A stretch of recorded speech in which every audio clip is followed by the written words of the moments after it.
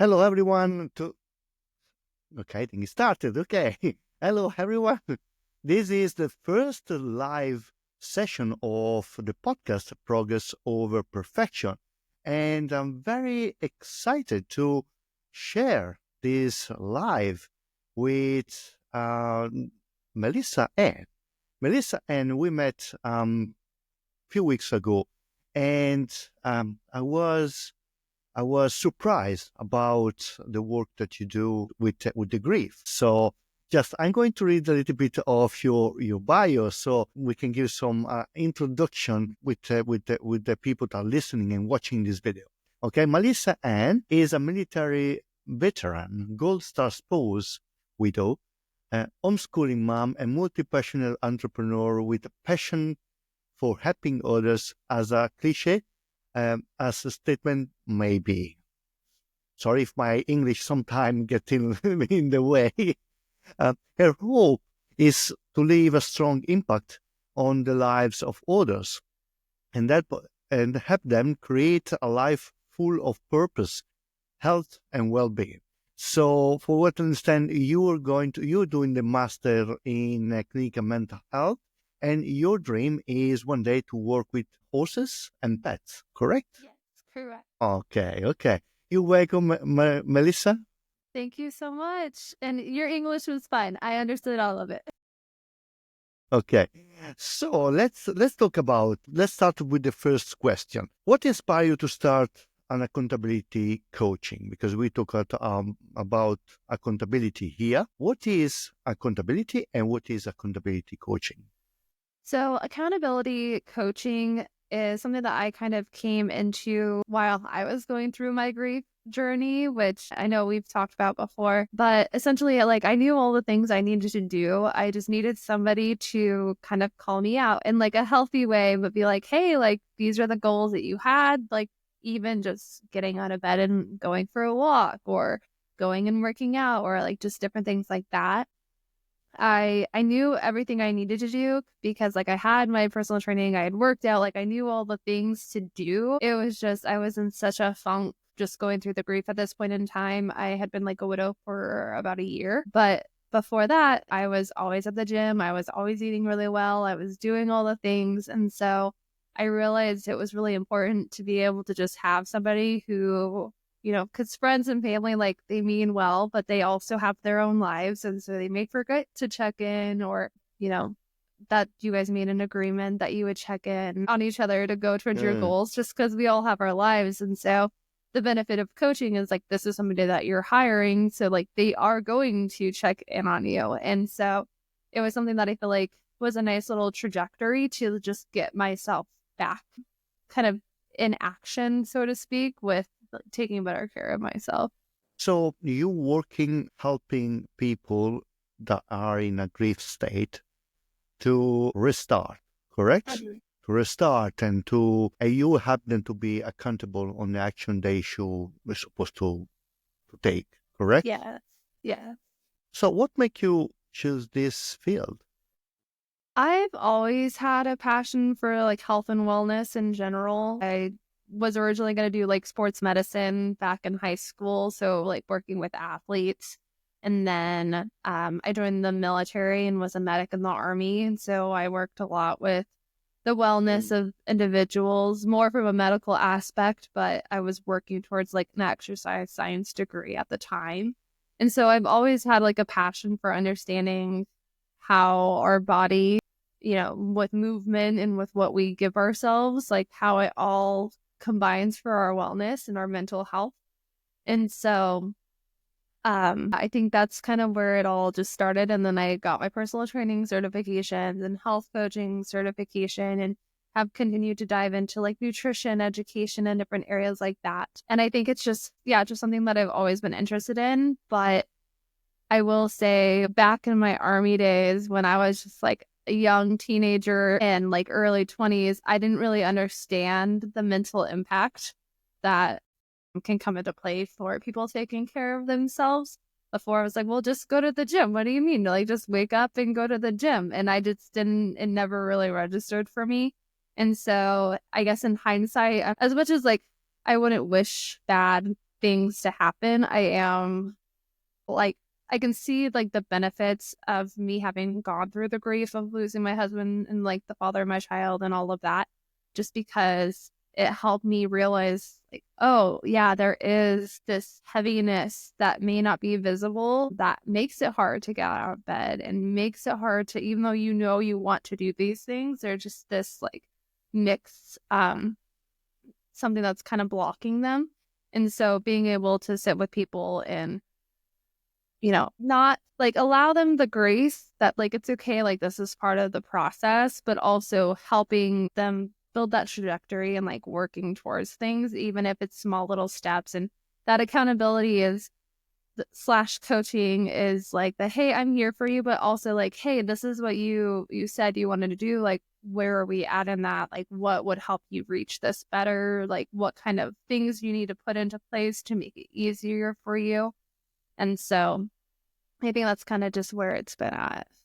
What do you think we should know about grief? It's never ending. It just looks different every time, is what I would say. It doesn't necessarily look the same for everyone. I know, like, even with you working in counseling, I'm sure you see grief show up in different ways, but I think there's a beauty in the process of how it shows up. I tell people all the time that, like, it's a slow unravel because if we were to be handed all of the grief at once, we would not exist. It would be so hard. And so we're handed little bits of grief along the way, like maybe this little memory or this hardship or being stuck in the what ifs. Like we have different cycles that we may ebb and flow through in the process of going through grief. And that it's really important for us to have support. And sometimes, unfortunately, we don't have the support that we need. And What do you think are the misconception about grief and what people misunderstand about grief? that people will just get over it, or that, oh, well, they're happy now, so everything must be fine now. I think those are some of the really big ones because you'll see, especially with social media, where you tend to only see the highlight reels of people's lives. And you can see, oh, they've moved on, they're happy, they have this house, they have their, they have all these things, like they must be good to go, like we don't need to worry about it anymore. But still, like I mentioned, like the group doesn't ever necessarily go away, it just shows up differently. And so I think that's one of the misconceptions with grief, is that some people think that it just goes away, or like, why aren't you over it yet, kind of sort of thing. And, there are some things that people just won't ever be able to get over. Like they may be able to still live their lives and be happy, but that they can be together. Like you can be happy and grieving at the same time. That's true. That's true.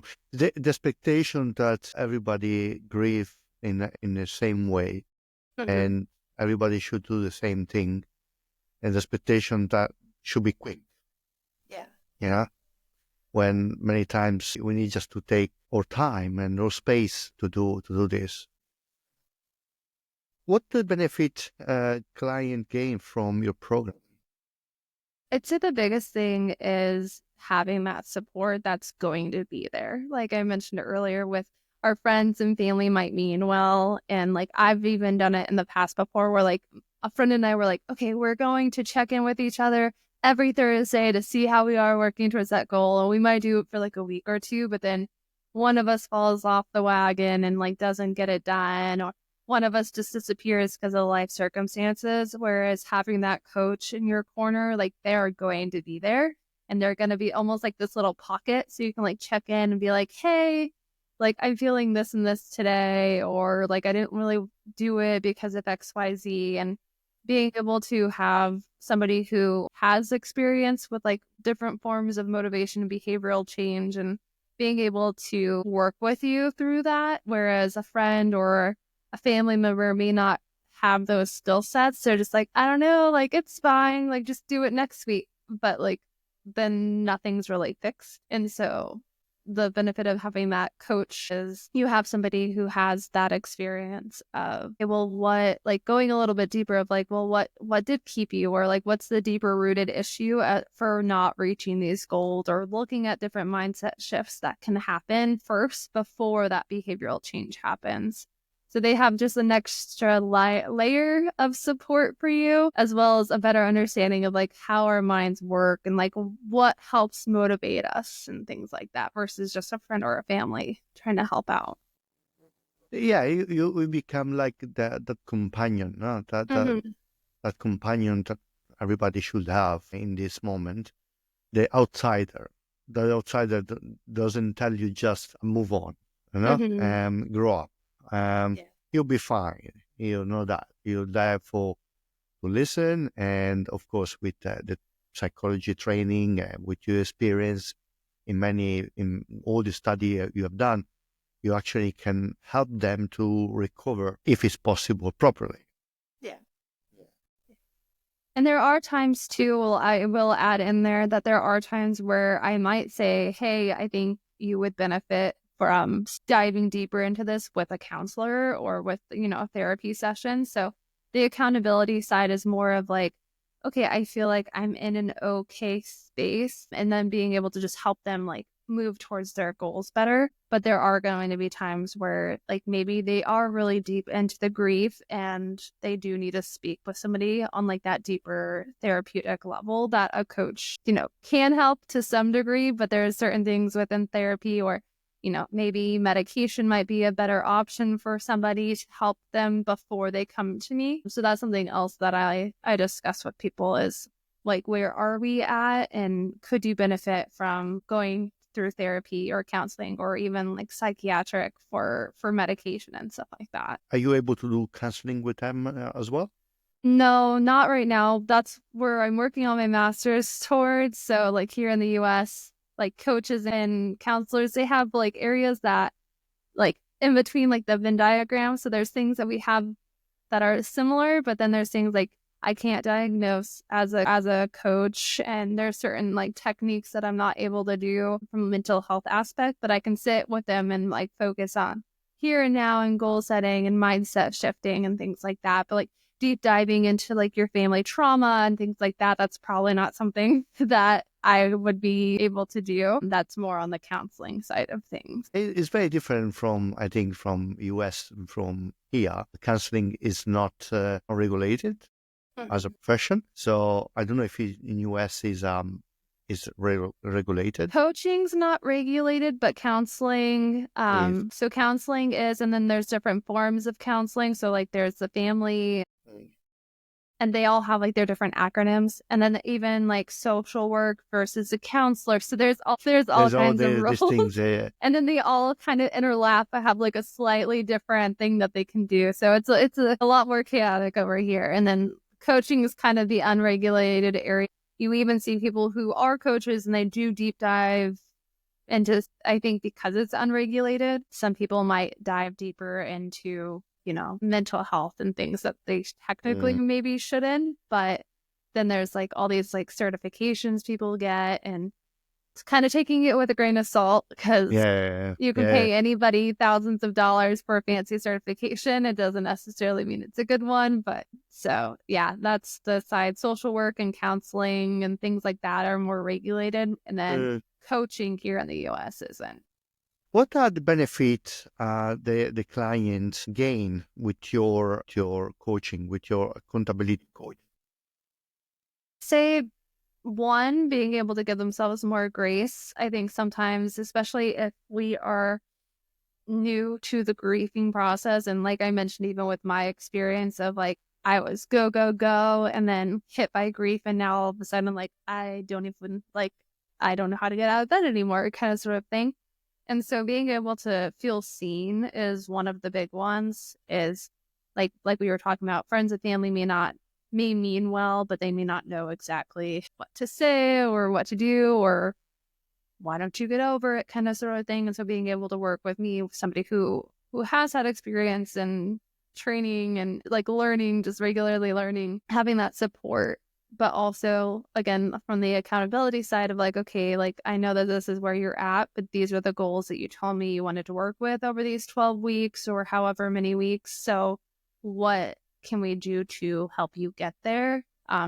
Is it we go out for checking the mail? Like, let's check the mail once a week. Like, because sometimes it's even just going out to check the mail can be a huge thing. And so maybe it's working towards that, or maybe it's I want to not order DoorDash every single day because that can be a mental health thing too, where it's like, I just can't make food. I'm going to I don't know if there's a DoorDash in Australia or not. Yes. It's like, I was like, is that worldwide? I was like, I think it, Worldwide. okay. Okay. Sometimes I was like, oh wait, I don't know. But yeah, things like that, where it's like just making meals can be hard and energy. And so like, how can we, work on whichever goal that is to accomplish that? So I think that's the biggest thing is no goal is too big or too small. I mean, maybe a goal might need to be separated into smaller chunks, but being able to sit there and, help them be realistic towards those goals and being okay with like, hey, like even if our big goal is that you go check the mail and you eat out less, and make a better meal or like a homemade meal or, things like that. Yeah. Being able to see that like health change and like how it affects the rest of their body too. I like it. What stage is the best for people? What is the stage of the grief that you do the best job? At the beginning of the grief? I really Later think it on? comes down to the person. If they're not able to really talk about it at all or explain anything, then like I mentioned, maybe it's more important for them to focus on therapy and sitting with somebody and talking through that. But it really just depends on the person and where they're at. So we might have like a call and chat before I welcome them in for a 12-week program, just to kind of gauge where I feel like they might be at or where they feel like they're at. And maybe we don't know until we're through the 12 weeks and we're like, all right, like this is what we got through. And like here would be some of like the recommendations for moving forward.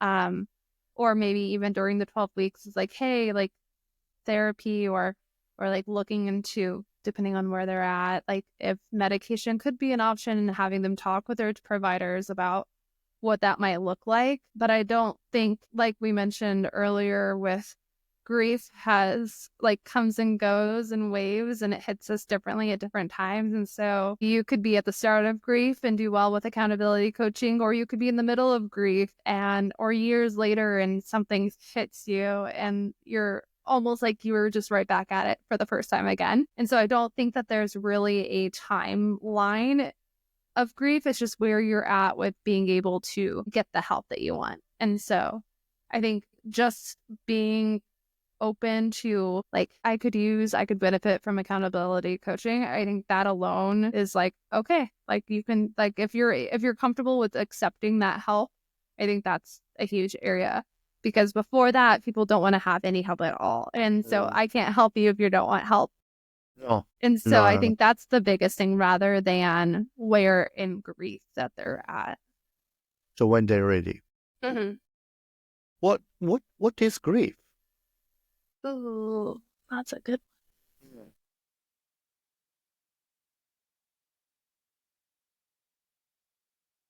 I'm like, I can describe how it shows up as symptoms of grief. But You can tell me what is grief for you. Yeah. And I what think it can be an emptiness. Like, so I know I've talked, like I have the From Grief to Gold podcast where I have different people in all forms of grief.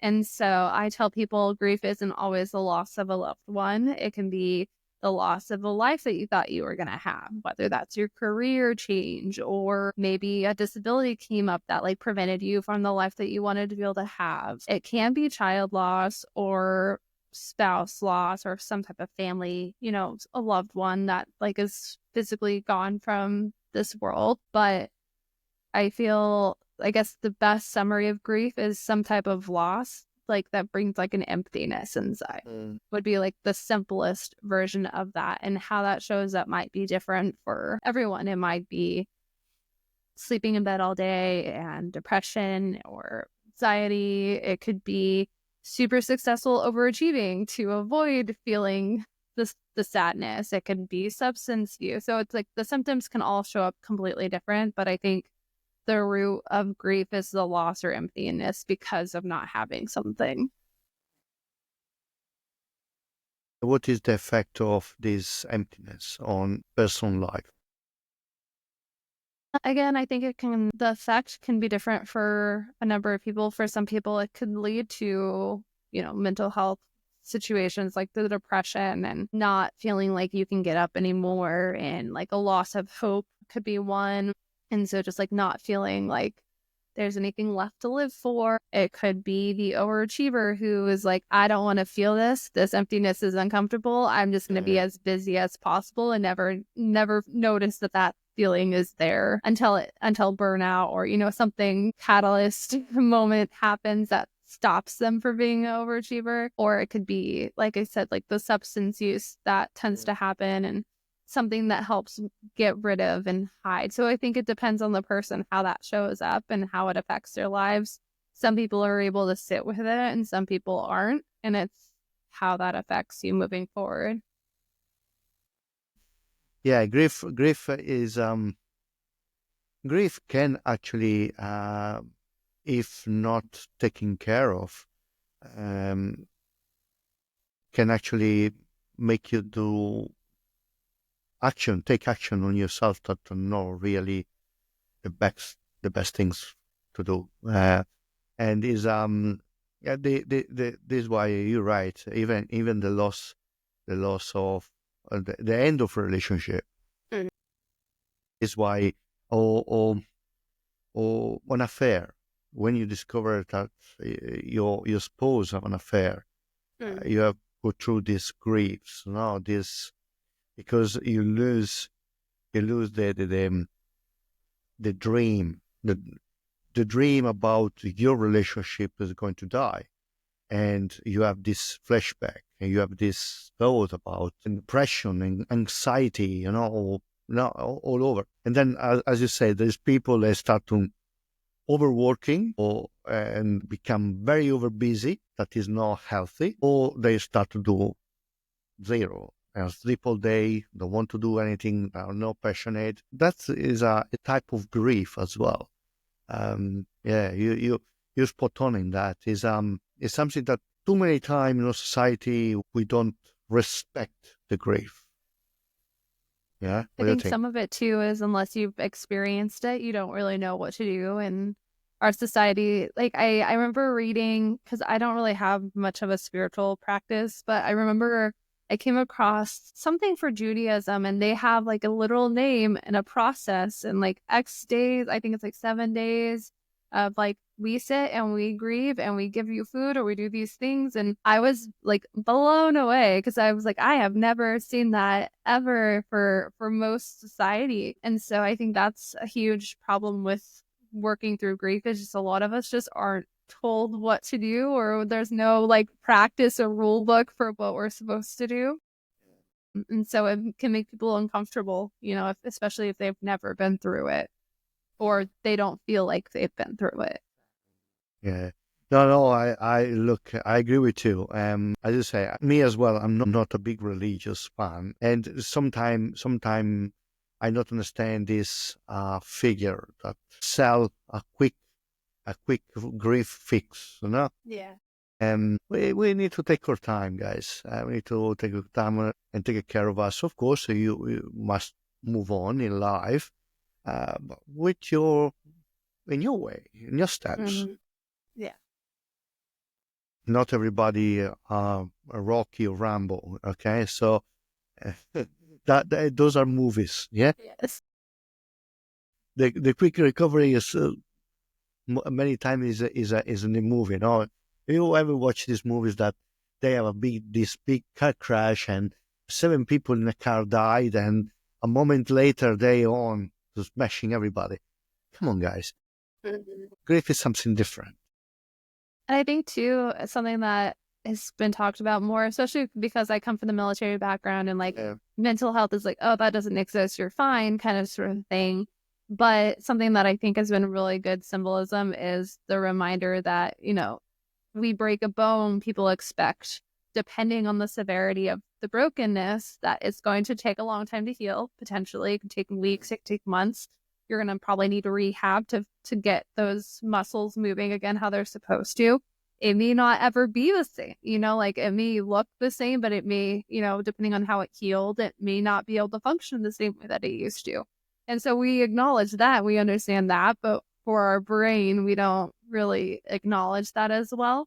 And so I think the more people realize that like things like grief and other mental health like circumstances are like a broken bone that needs its own different time, and sometimes it may never fully heal or it may never fully be exactly the same, but same as the broken bone or the things like that, like you figure out a new normal. And so it doesn't mean that the broken bone never existed, never happened. You just figure out a new way to go about your life again. Yeah.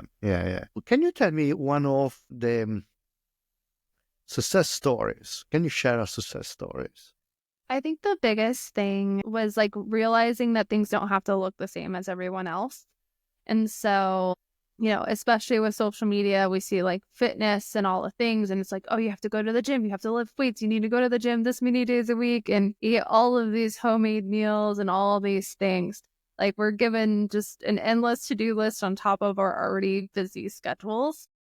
And helping clients realize that it doesn't have to be like that. Also realizing a lot of those people get paid to do all of that. And something as simple as like going for a walk for a few minutes every day or a few minutes every week, or still eating out, but I'm going to make sure that I actually get vegetables on the side, or I'm going to, just that these small steps really do make an impact and that it can look differently. So like one of the things that I really like to help people with is realizing that you don't even have to go to like a physical gym. Just like find something you enjoy that keeps you active. So like I always share like from my history, like the thing that helped me get out of my big rut was I joined a martial arts gym. And I fell in love with it because it brought me community. It had kind of that added accountability. It had that support, and I was able to be physically fit. And then, like, in a way that was fun. And so I like to sit with the different clients and be like, well, what would sound fun? It could be ice skating. It could be rollerblading. It doesn't have to be like, oh, I have to go to the gym. I have to do this to get myself moving. It's like, what can we find excitement in?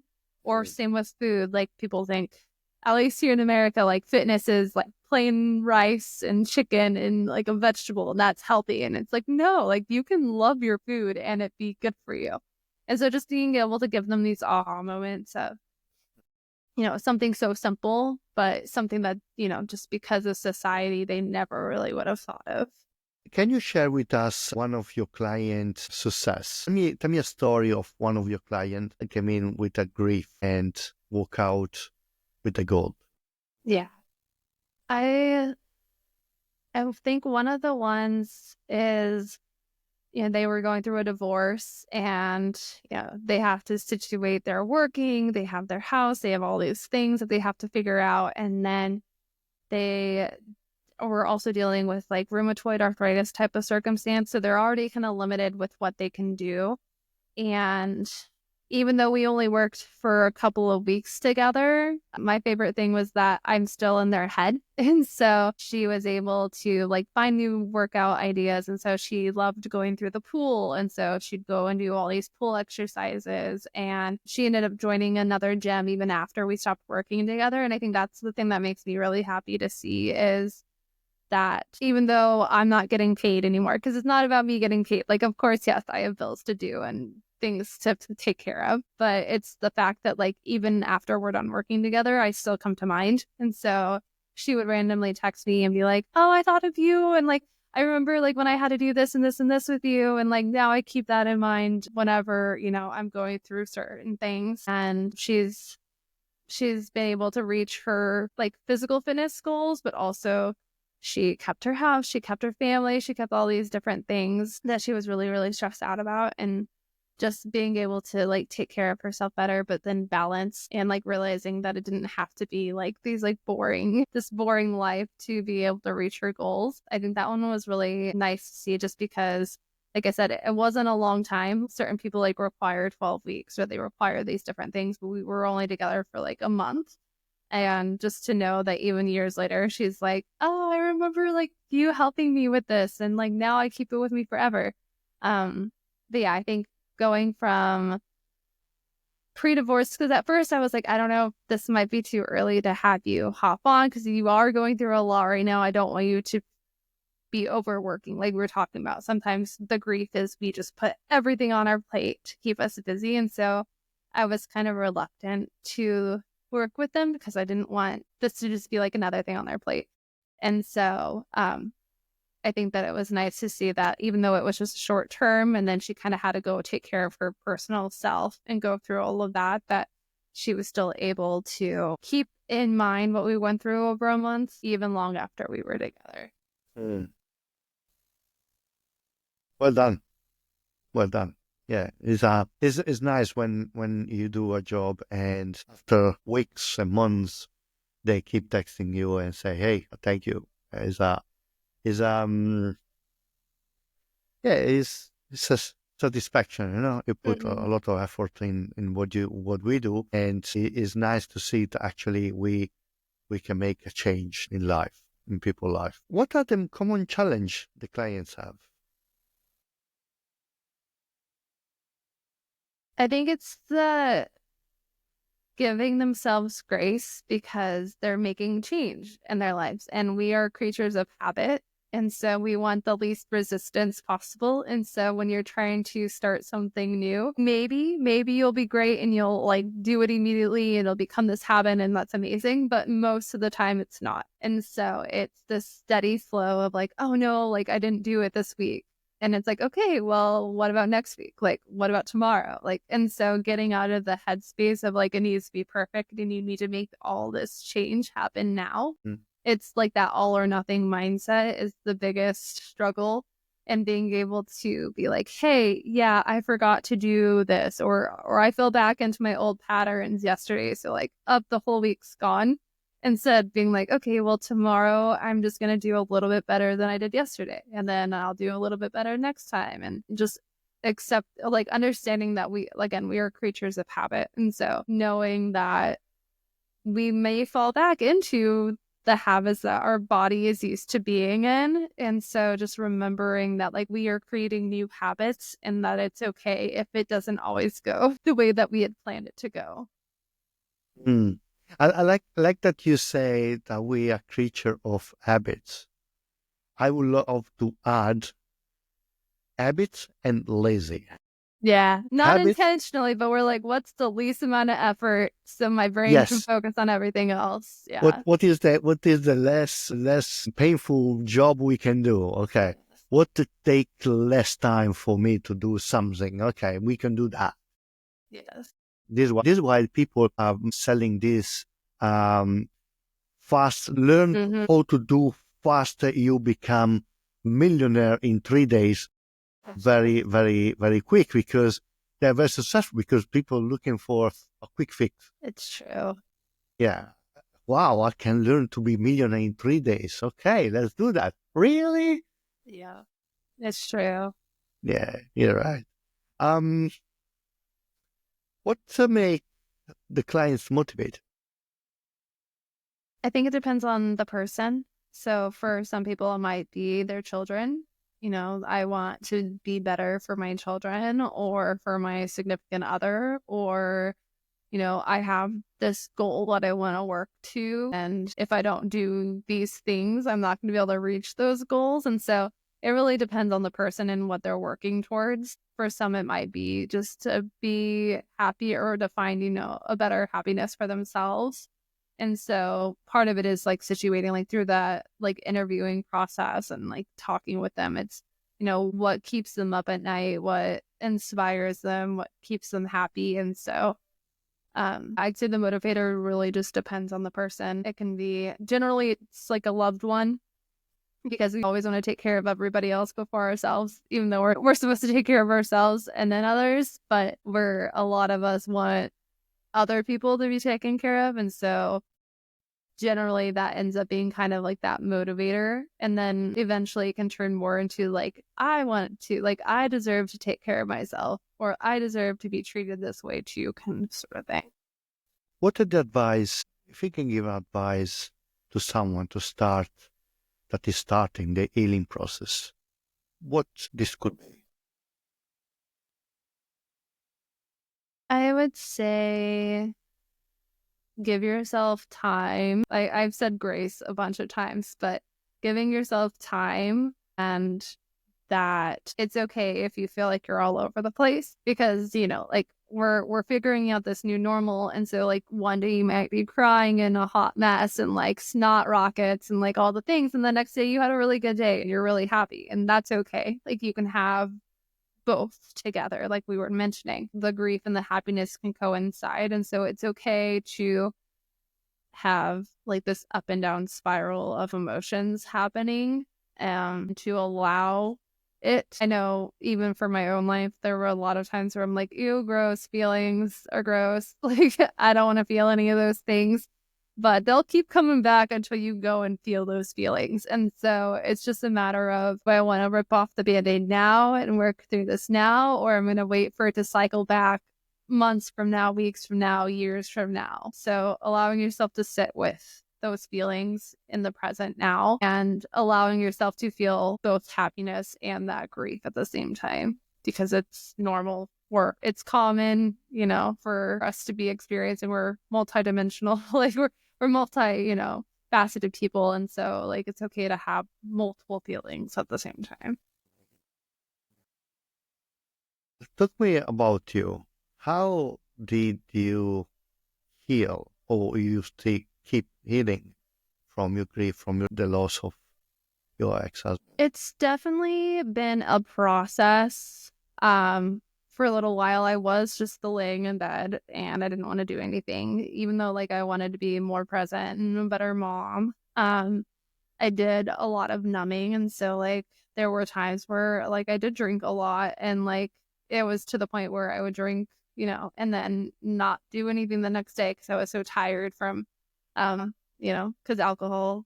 Oh, there's so many studies that talk about like how bad it is for your sleep. Even though it helps you fall asleep, it's not good for quality sleep. And so I know there was that aspect and a lack of community. I didn't really feel like I had the support that I needed, and like I wanted to build community. And so a lot of it was just like isolation, which isn't good.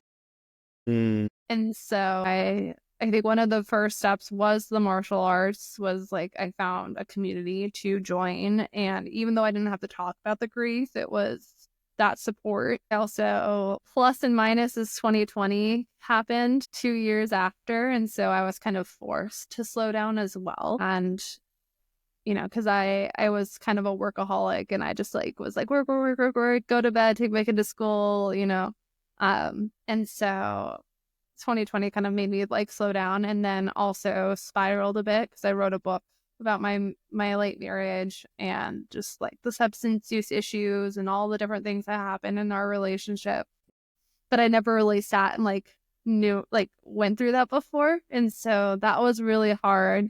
And I know I've talked about on my podcast, just like depersonalization, derealization, because I was just kind of stuck in this, like, I know that this already happened and this isn't my life anymore, but I was just stuck in like not being able to be in the present. So after I was stuck in that for a while, because it was really hard because I didn't have, like, I worked for myself. So if I wasn't showing up, like I couldn't make money. And so like I had to get like a regular job for a little bit, which kind of helped, but not really. But a lot of it was just like me getting more outdoors and like making myself pay attention to the different senses. Like, what do I smell? What do I hear? What do I see? What colors are there? And just kind of being in the now versus just wherever my head wanted me to be. I think that was a really big one for me. And then just like the more and more I focused on the present versus being stuck in the past or future. Because I think that's where I ended up getting stuck into, or like existential, like anxiety of like, well, like what's even real? Like it was just, there was a whole lot of different spirals. So at first it was just sadness and whatever. And then it was another form of what even is life and like all of this anxiety. So I guess it went from like depression to like an anxiety, and then finding this happy medium of like just being in the now and like, yes, keep in mind a little bit of the past. Yes, keep in mind a little bit of the future, but like neither one of those are going to help you right now if you're not in the now. And so I've really had to work on just being, I guess. And that's kind of what's helped me. and like allowing that, there are times where like I might be a little bit more sad or I might be a little bit more tired, and like acknowledging that, because there are going to be times where I'll also have energy and be happier, and like letting both of those exist. And so being more in tune with like how I'm feeling and where I'm feeling and things like that. Yeah, yeah, yeah. This is why you created your podcast. Your podcast is called again? From grief to gold. Yes. Yes. No, I know what is the name of the podcast, but I wanted you to say the name of the Yeah. podcast.